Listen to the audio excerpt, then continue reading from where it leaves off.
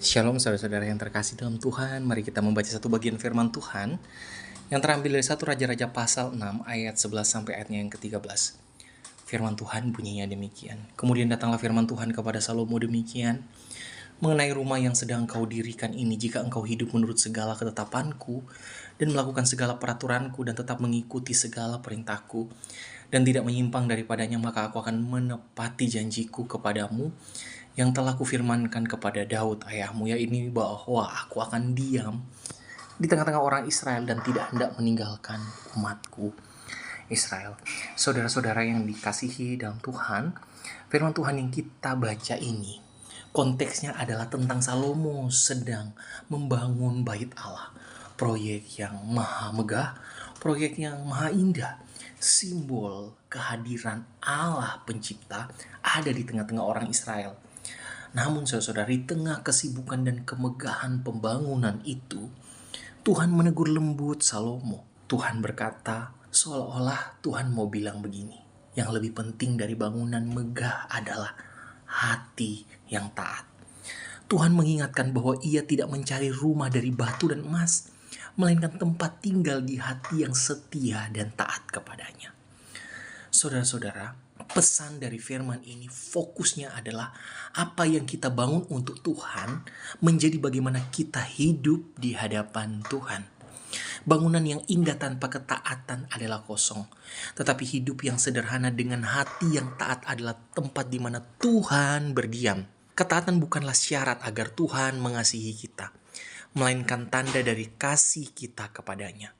Seperti Yesus berkata, jikalau kamu mengasihi aku, kamu akan menuruti segala perintahku. Saudara-saudara yang menjadi perenungan bagi kita, apakah sekarang ini kita sedang sibuk membangun sesuatu bagi Tuhan, pelayanan, proyek, atau apapun itu yang berhubungan dengan Tuhan, tetapi justru melupakan hubungan pribadi dengan Tuhan?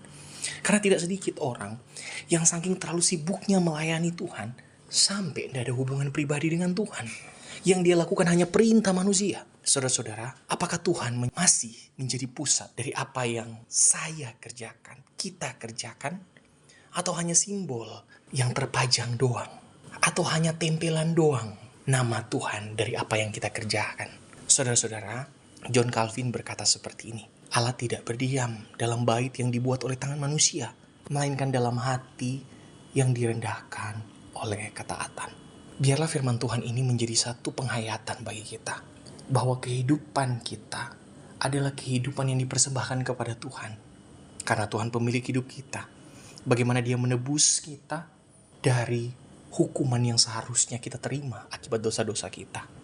Lantas ketika kita memberi diri bagi Tuhan, ini dengan satu kesadaran, saya mau mengabdi kepada Allah Juru Selamat kita. Jadi bukan cuma sekedar aktivitas kita yang kita kasih ke Tuhan, tetapi hidup kita sepenuhnya.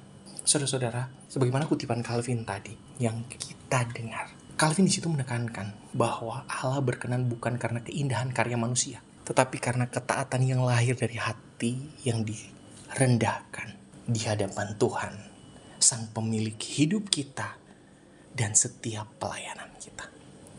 Biarlah ini menjadi berkat buat kita semua. Kita satu dalam doa. Tuhan, ajarkan kami untuk tidak hanya membangun hal-hal yang terlihat, tetapi lebih daripada itu membangun kehidupan yang menyenangkan hatimu. Kami hidup di dalam ketaatan, kami tunduk atas perintah-Mu. Tuhan, jadikan hati kami, hidup kami, diri kami sepenuhnya adalah bait-Mu, tempat Engkau berdiam. Dalam nama Tuhan Yesus kami berdoa. Amin.